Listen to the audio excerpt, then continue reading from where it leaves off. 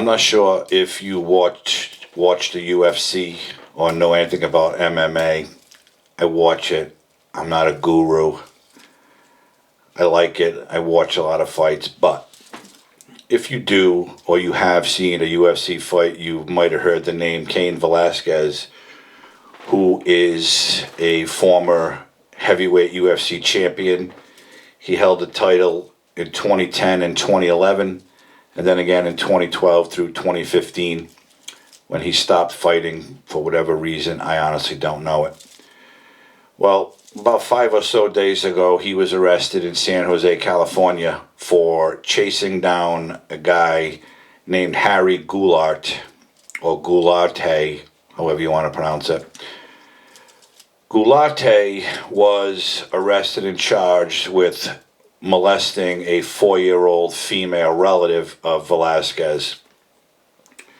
And he was arrested, he was charged, and he was let out on electronic monitoring bail, home confinement. And apparently Cain wasn't happy about it. He wanted to take out his own revenge for his relative. So what he did was he found this guy, he decided to chase him, and he ended up allegedly firing 7 rounds at the guy's vehicle from a handgun he had, and the guy wasn't hit. And long story short, Velasquez is now being held without bail for the attempted premeditated murder of Harry Goularte. I can say that I think the firearm was a big mistake, because a guy like Velasquez, with the skills he has as a martial artist, I'm pretty sure he could have inflicted some serious harm on this guy with his bare hands. Why he used a firearm, or allegedly used a firearm, I don't know. But I'm talking about this because a lot of people are supporting Velasquez, and apparently a wealthy donor has come forward to hire some very high-profile attorneys for him, which is good. I'm glad they did, because I know firsthand what this does with child molesters. For instance, they have no remorse. I've been seeing them and dealing with them on and off for about 20 years. I have been involved in jury trials, sitting and watching a young victim testify about what was done to them by the pedophile sitting across at the defense table. I've seen state prosecutors put their whole life, body and soul into these cases because they want to protect these children from these scumbags. And the majority of them have been convicted and sent to prison. The problem is the prison sentences are nowhere near as long as they should be. It's my thought that anyone charged with a molestation of a child should be sentenced to life in prison with a minimum of 25 years to serve before they're eligible for parole. I also believe that they should be housed in a general population in a prison, not be housed in a protective custody mod with other pieces of shit, if you will, where they can just share war stories about the pain and the hurt they've inflicted on children. They have to register as a sex offender. Woo-hoo. Because, again, I've seen all too many times the registered sex offenders being rearrested for a wide variety of things. A lot of times it's just failure to register because they move from city to city, town to town, and they don't want to tell the local police that they're there because they know that every neighbor is going to be notified that there's a pedophile living amongst them. And they don't like that, so they keep moving so they don't have to, so no one knows where they are. But they end up getting arrested, and they let right back out because a failure to register does not really hold any time. I have seen many of them get rearrested for reoffending. especially level 3s, because in Rhode Island a level 3 is the most likely to reoffend, and they do reoffend. They do not care. They have zero remorse for the victims of these horrendous crimes. A lot of these people are illegal immigrants, and I only say that because they are. I've seen them. I still see them. Some of them are legal citizens of our country, some are not. And whatever country they're from, I guess it's okay to molest a child, a boy or girl. It doesn't matter to them, because they do it where they're from, so they come here. Why not? I'm going to do it here too. Well, we don't like that here in the United States, because no matter you're a criminal or not, being a pedophile is the lowest of low for any crime committed. Murder, arson, whatever, you name it, all crimes are horrible. But somebody who molests a child, there's a special place in hell for these people. That's why I believe they should be held to life sentences with at the minimum of 25 years to serve before they're eligible for parole. And if that were ever to happen, hopefully a parole board would not release them, because chances are they're going to reoffend.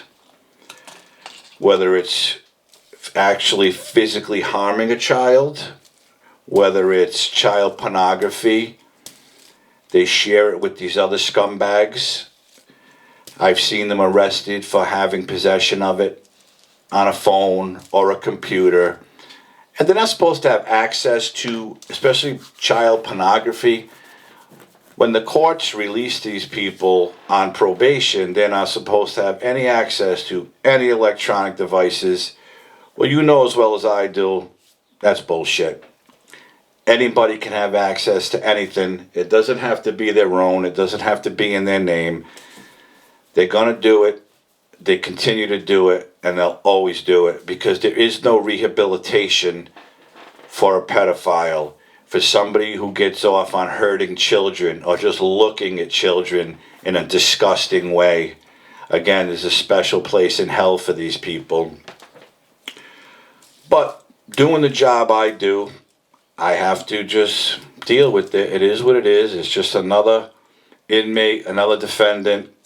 And I look at it as, that's just my job. That's what I do. I have to be around them.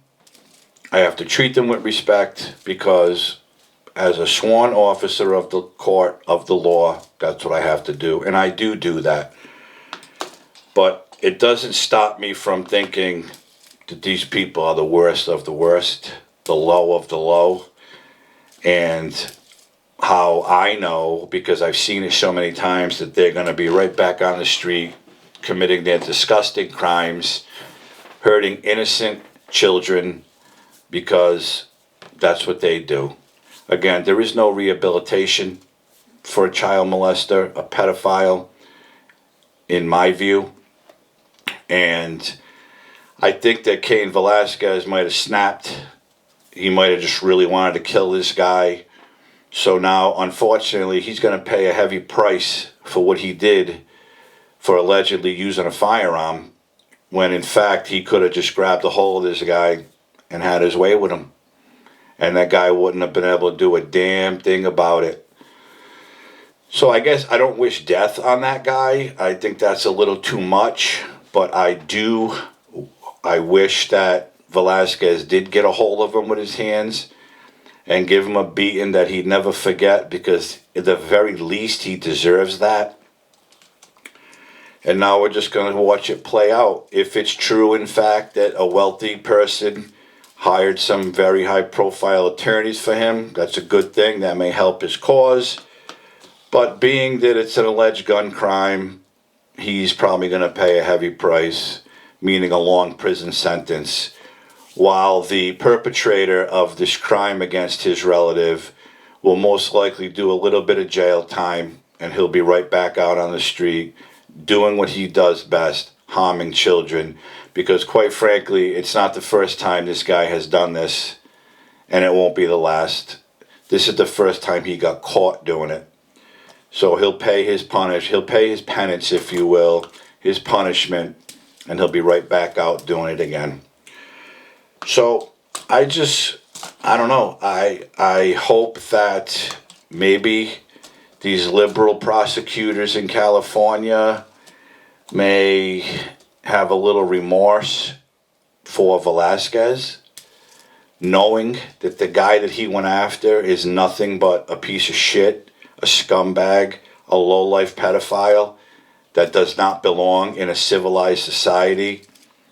You can hope that, but chances are that won't happen. They're going to throw the book at Velasquez because of what he allegedly did, and they'll let this pedophile skate with a little sentence and think, see, we got him. Well, you didn't get anybody, because they're always going to do it. They're programmed that way.